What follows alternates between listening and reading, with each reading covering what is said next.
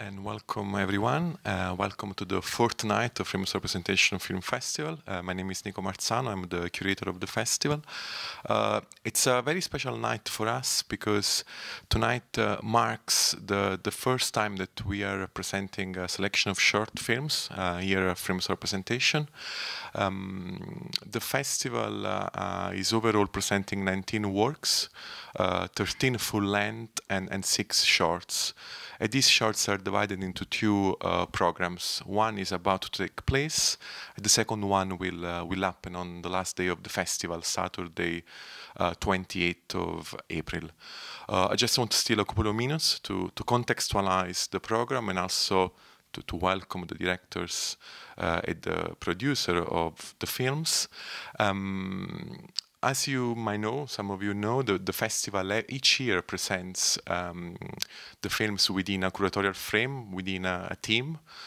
This year, the general theme of the festival is landscape, and the idea was really to tackle landscape through different lenses, through the lenses of sound, through the lenses of aesthetics, through the politics of landscape, to somehow raise questions about how interconnected art, society, and environment is. And somehow this conversation started by three ecologists of Félix Guattari. And I think, like, for me, it's very important to say that these three works that you're about to see tonight, which are Ascensao by Pedro Peralta, Los Perros de Amundsen by Rafael Ramírez, and Zhalanash by Marcin Sauter, are films that use landscape as a matrix, as a generative agent within which landscape affects the life of the subjects, life of the communities that these three films portray. And also formally, the three films try to address the tension between fiction and non-fiction, which is the underlying desire of the festival. You will see how the languages of each films are very different, but somehow they all try to address really what is the cinema of the real. The conversation will take place on stage after the three films that will be screened back to back, all three of them. It's about 70 minutes in total. Also, the running time, it's in fact categorized as shorts. It's very arbitrary. The length is very different. And on stage, we'll have a conversation with the directors of Ascensao, Pedro Peralta and Rafael Ramírez, director of Los Perros de Amundsen, and the creative producer of Zhalanash, Michał Białożej, led by the host, Wendy Ide, the film critic for The Observer. Now, please join me in welcoming Pedro, Rafael, and Michał here.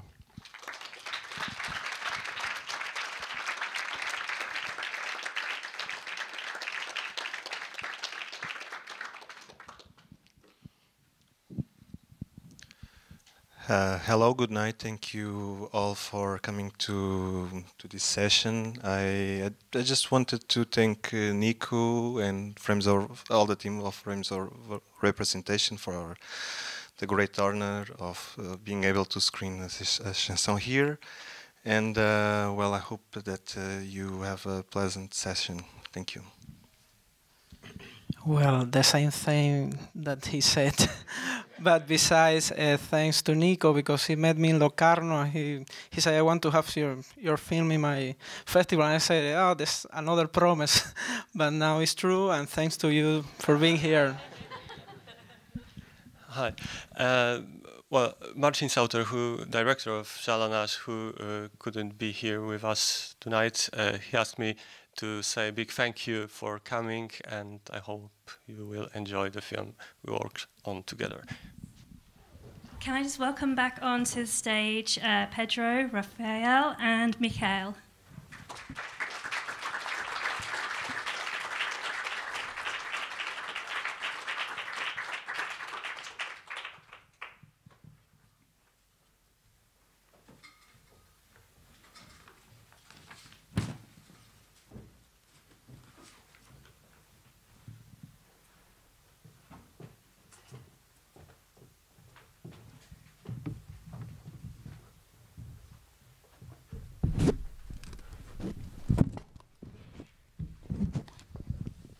Okay, I'm going to start in order. Can I talk to you first of all, Pedro? I mean, I think obviously your film is it's scripted.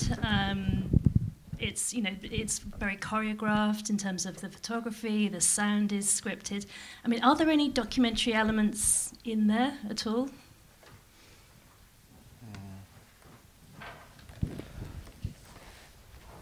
Well, first of all, maybe could you please define better the definition of documentary? Because for me it's always tricky to talk about this distinction about fiction, documentary, reality. Okay. What is your reality in that film? In the film, right.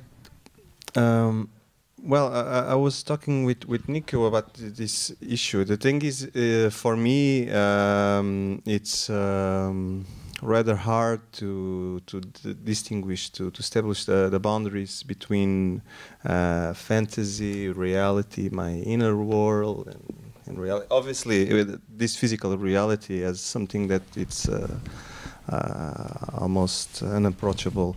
But in terms of the methodology of of constructing Ascension, I would say that maybe my relation to the people, it was a long process of casting. It took me 9 to 10 months.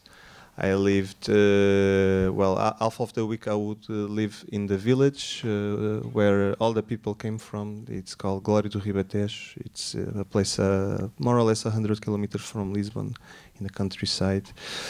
It's they're a very special community. They were very closed until the 1974.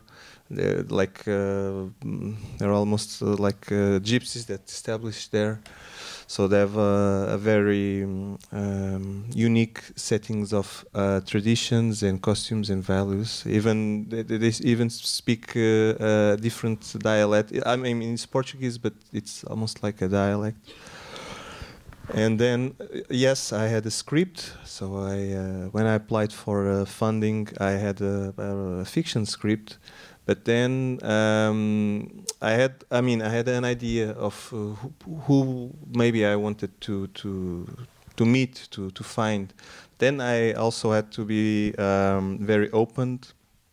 First of all, because I didn't belong there. I was a foreigner. I was a stranger to them, and I had to accept that. And I had to be, without losing my identity, to be as open as possible to try to understand them, and they to understand me. So I went to. I meet the people going to the bars, to the cafes, going to the church, participating. I became a local there, and I started to meet these people, and by that, choosing, I want this guy to participate. I wanted this woman to participate, and to start to really gathering a family. A lot of the people here are family. Actually, in real life they are family, and that interested me too. So that was one thing. I then choose to work with this person, that person, and I obviously changed the characters in order to meet the real person. So I don't consider them actors or non-actors. I choose to work with these people, that person. So that was one thing.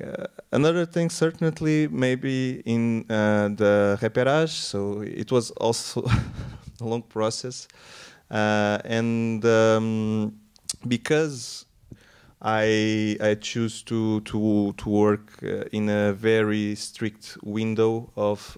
So I only had 15 minutes to shoot each day, 20 minutes, because it was just very distinctive light.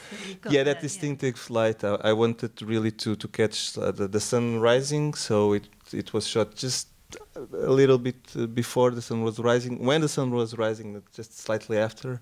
And for example, the last shot, I only had one shot, so I couldn't miss it, basically. So I had to accept reality. There were. I'm very inspired by a Brazilian choreographer called Augusto Boal. He has a method called the theater of the oppressed, which he developed to work with non-actors. Some of my ideas of working and directing people are inspired by his methodology, and I had a long set of rehearsals. But it was really so that people could know each other, could learn to trust each other, could learn to trust me, and then I didn't have to direct nothing really. We just had to be there and try to feel that moment. This film for me, it's more about a feeling, and I try to convey that feeling to people, and hopefully I was successful. I don't know. There's a dedication at the end. I mean, this is a personal story for you, I think, as well, because it's a tribute to your friend. Is that right? Right. So Bruno, he was my best friend. We grew up together. When he was 22, I was 21. He passed away. It was the first person that it was very dear and close to me that passed away. I had never dealt with that, and at the time I had like a crisis because I thought this could have been me, and I had never had the courage to make what I wanted. I didn't study cinema at the time. I think I was afraid, but he believed me, and so I decided to since then to really try to do things my way, and to have the courage and to sacrifice myself. And I went to study cinema, and I made a promise for me that if my first professional film, I had a school film too, that I would make an homage to him. And so that's why I wanted to make this film. It was an homage. It was a process of grief to me, because I don't. I'm not a Catholic. I'm an atheist. I had to find my own rituals and my own way to express my grief, and it took me 8 years, but it was this film. Wow. Can I now talk to Rafael about Amundsen's dogs? I mean, I was going to describe it as a hybrid of documentary and fiction, but I don't know whether the hybrid actually kind of does justice, because it's such a sort of unsettling experience to watch. I wonder if you could maybe explain what was your jumping off point, and how did the film evolve from the initial idea? Well, for me it's very difficult to speak in Polish because I play in a blues and rock band, and I sing and play the bass, and I don't have trouble with the audience.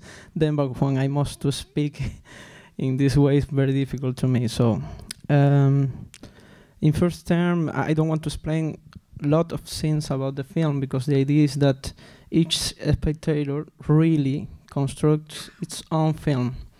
It's like a scattered fragments of reality or dream that you should edit it in your head.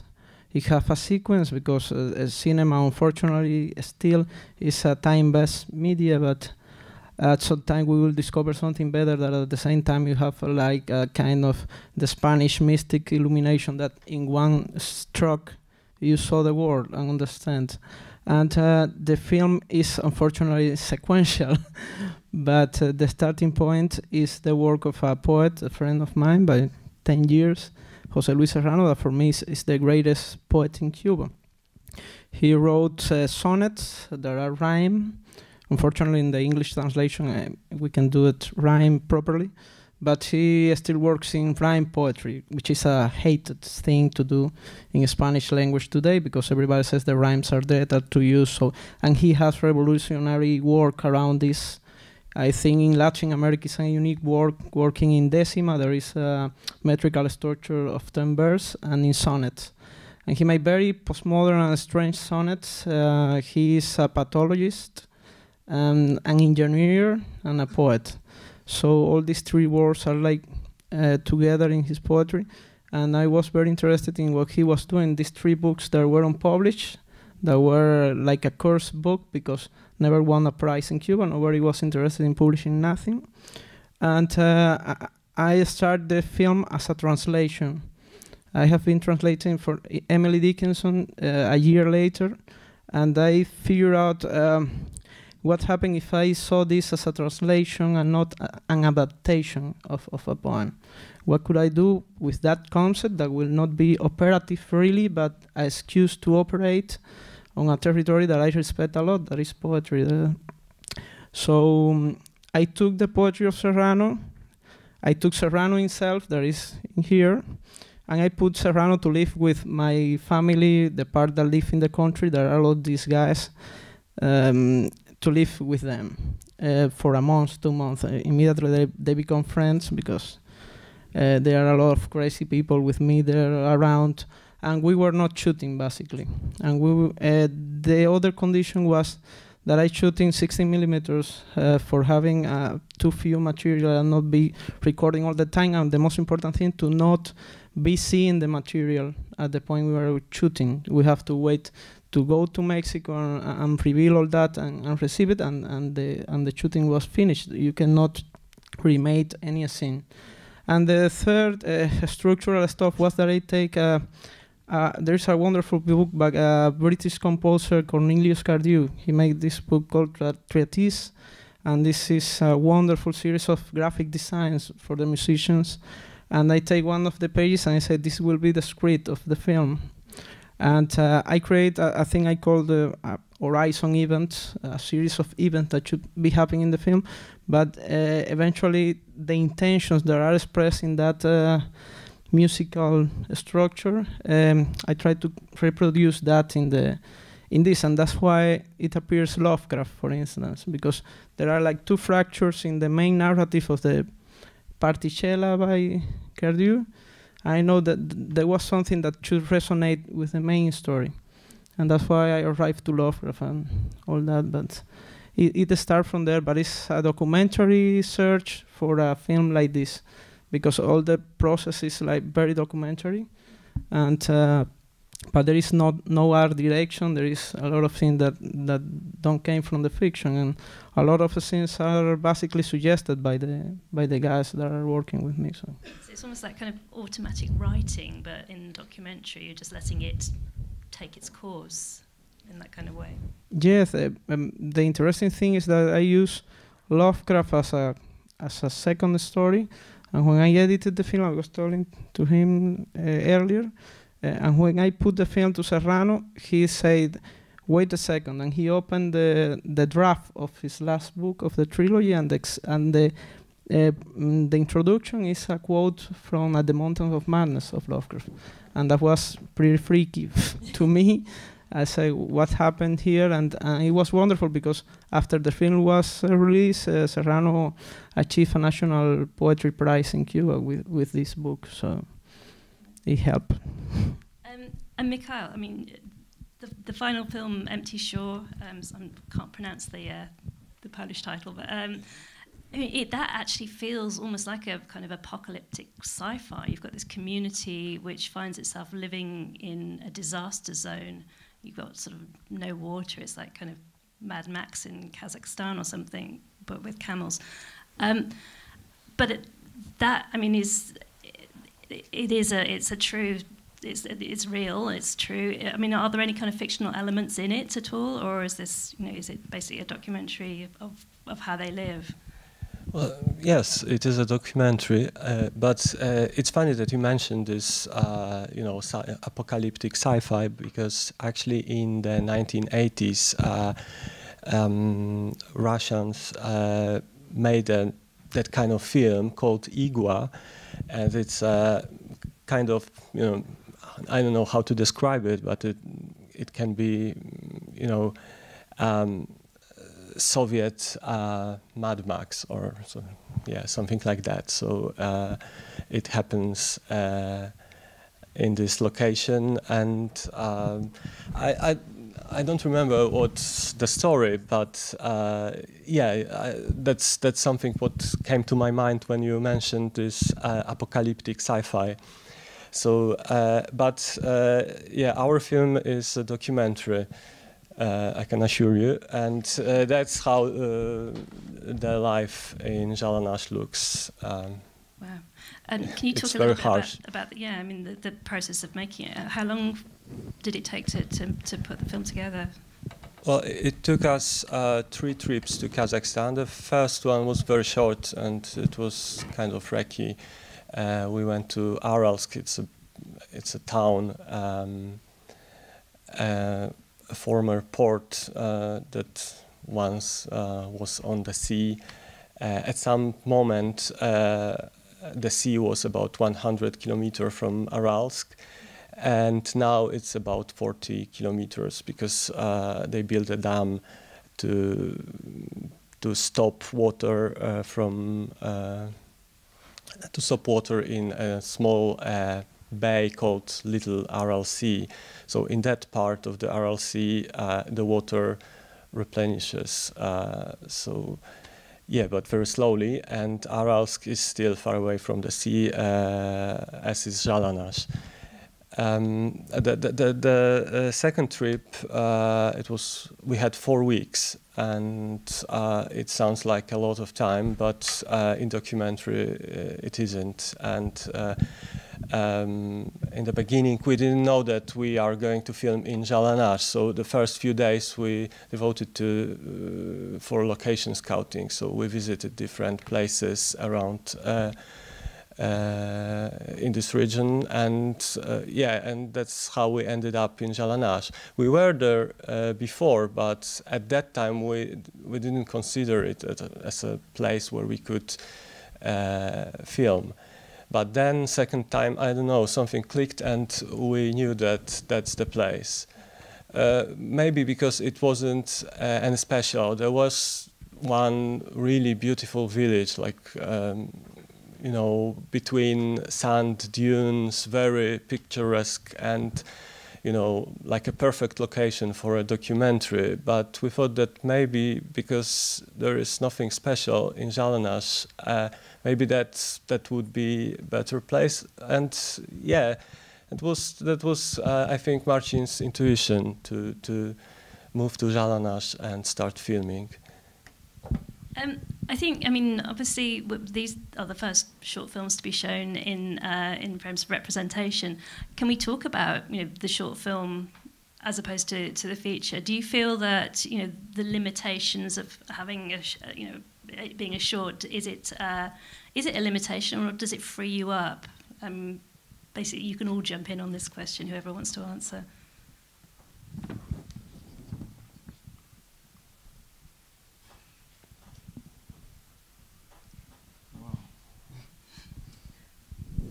I never think of that question in my life. It's like I think the answer could be very Marxist. It depends on the production media to do sometimes I believe the short film has its own structure. It's like the short story and the novel or whatever, but there are short stories that seems a novel and novels that seem a short story. So it's not like, for instance, how much time should a short film, what will be the duration of the short film? We have 40 minutes, 37 minutes, I don't know. And that is determined right now, I think, by festivals, mainly. Right. They said, okay, this is a short film, this is a medium, and it's happening a sad thing that because your short is 40 minutes and it's not for some festival it's not a feature film, but for others it's not a short film, and the people easily could stop making this medium film because don't have where to put it. So I think it could be seen like in literature. So that's my idea. I agree with you, and I would add that you asked about freedom. you have, at least I would like to have the freedom to try to be fair. In Portuguese, it's justo, fair with the form. And a film, I mean, for in this case, it had to be this time, this form. It's like there are poems who are short poems, long poems. There are short stories who are just right, and books who are 100,000 pages, or 1,000 pages, right? And that's the right form to express that story or that idea or that feeling. So now about the limitations, I love the limitations. I wouldn't have freedom to live with that. It's not possible to conceive conceptually for me in my life. Not even in film. It's a consequence of that freedom without limitations. I would lose myself. The other thing that I wanted to talk to all of you about is one of the things that sort of struck me is in terms of, all of the films deal with landscape, but all of them also deal with soundscape. And I think sound is crucial for all of these films. So can we sort of talk a little bit about, each of the films and the use of sound? Who would like to start on that one? Do you want to talk about that? Yes.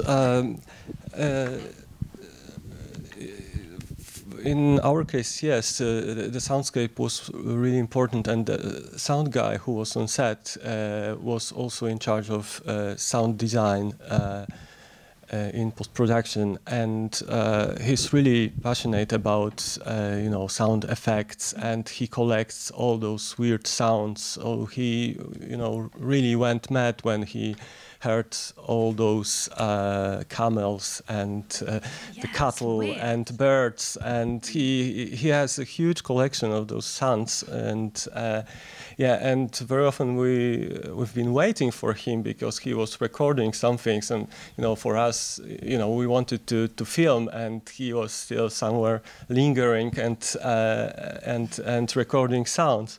So but then when even on set, we had these long discussions about the soundscape and all those little sounds, not ambient, not only ambient sounds, but even this like this GP, or I don't know how to, this nurse in the village, when she works, she very quietly talks to herself, and the kid when he reads the book, and we were aware of all those sounds because of our sound guy mostly, and we were collecting them because we hope to use them later. So that was really important part of. And I think, Pedro, with your film as well, I mean, that really struck me. Having watched it twice today, the second time I suddenly became really aware of every dog bark and the sound of the water. And I mean, it's really crucial to the film. Right. Yes, you are right. I must confess, I'm quite obsessive when it comes to sound. I first, when I'm writing, a lot of the times I think. Before of that sounds, I'm a frustrated musician. Maybe it's that. I wrote 3 scripts for Ascension. One is for for the mise en scène, one for the photography, another for the sounds. And we will record reference sound, of course, but then we had a week. My producers let me. I don't know why. A week for be there and recording sound at night, at day. So every sound that we hear, the dogs barking, everything, it was recorded individual. Every single bird, every single leaf. It was a long process. And then I worked with this amazing guy, Miguel Martins. He's a really, really talented sound designer. He works with Miguel Gomes too, for example. I love him. And he was patient enough to think with me because I think sound as more as a music composition And for example, I recorded sounds when I was rehearsing, just just to have like a sense of the pace of what should be the pace for the mise en scène, and to have a sense of the time, what should be the right time. And I had to add sounds, and it was just we didn't thought that we are making sound for a film. It was more like this was a musical composition. We thought it just like that, just like a musical composition, and to set different tones. And there was like a verses for this character. So each character has, for example, the theme of the mother and the son was the water and the owl. You only have in a certain moment, so everything was designed. Nothing is, I want to watch it again now and try and spot all the details. And there's a very musical element to your film as well. I mean, can you talk a little bit about how you design the sound? Well, I have the luck of working with Jesus Bermudez, that is my sound designer from all the short films and this feature film we recently finished. And I started talking with him about the films. He's the first person that have the disgrace of hearing me talking about the ideas of film. And we saw a lot of film together, and we are great friends. He's a musician too. But I am not a professional musician, and I wasn't interested in studying music properly. And I try to keep my ignorance in a golden place there, because it's great to not to play properly an instrument, because you commit mistakes and you value each day more the people that are like aficionados, like amateurs, and the things they find. So for the themes you hear in the film and the last theme, I just search for broken instruments, like a broken bass, a broken Cuban tres that is like a small guitar, and a very bad saxophone, and a broken accordion, and I give that to amateur musicians. And we compose. I work with my father, which is a professional musician, but we made all in one recording session. We start to play with melodies, and when we find something, we start to play like 30-40 minutes until this segment naturally came. So they have this melody writing, each one, and they play it when they want it, because we were in a harmonic circle that went on and went on.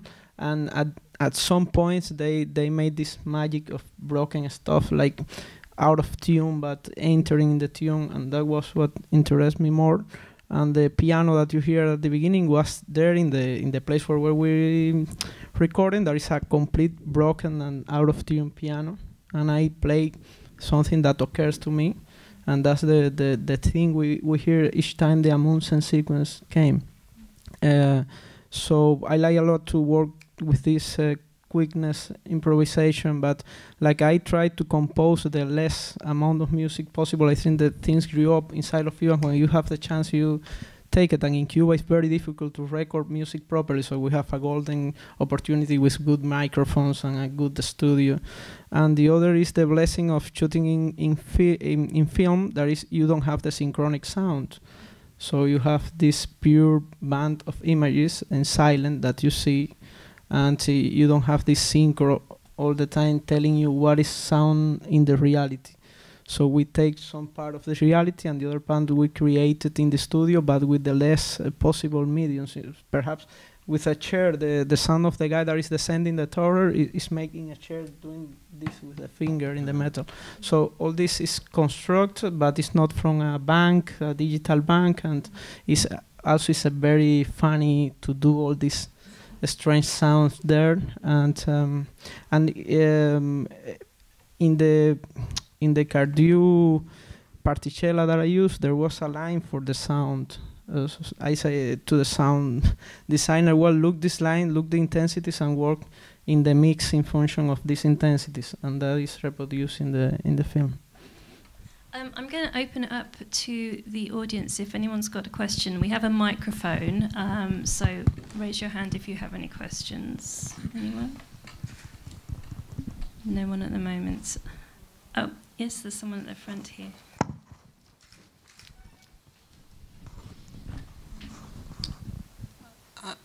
I've just noticed that there doesn't seem to be many female directors and that. So could you say something about in the environment that you are making films, what the situation is with female directors? Yeah, I'm just interested to know. Shall I start? Well, I work in a company called TerraTreme. We also produce this film, and I can proudly say that more than half of our directors are females. It's more than half. It's like 60%. And at the office, it's me and João Matos, the main producer, and all the rest of the team. So 5 people are women. So it's TerraTreme. It's mostly women. I don't want to project anything, so that's why I'm asking.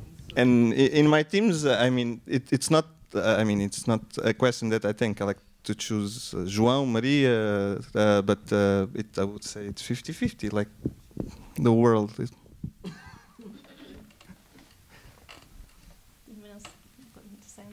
You want to say?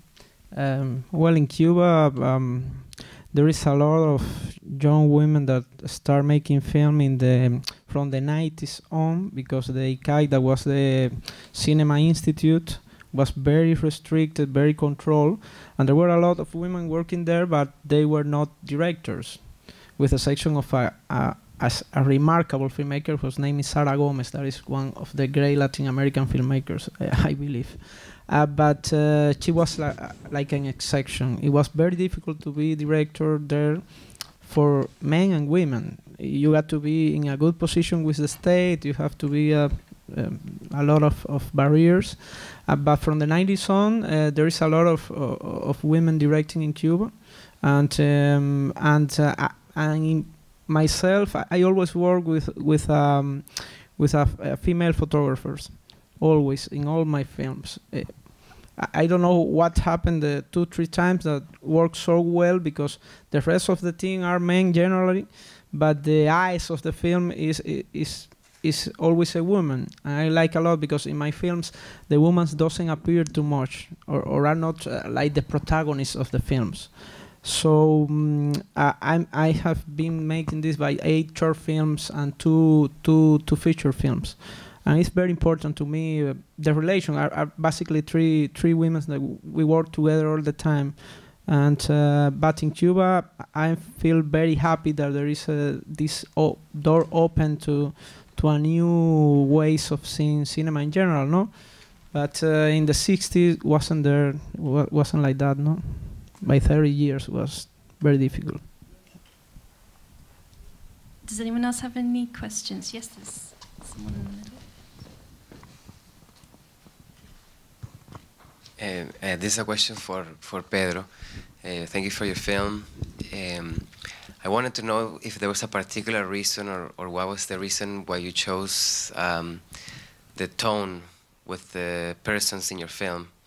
I was wondering if there was a specific way you wanted to portray them, or that directed them to be in this sort of very rigid stance that they had. All right, thank you for your question. First of all, I try to understood their rituals. I spoke with them about about life. I even went to a funeral there, unfortunately, and I tried to understand how did they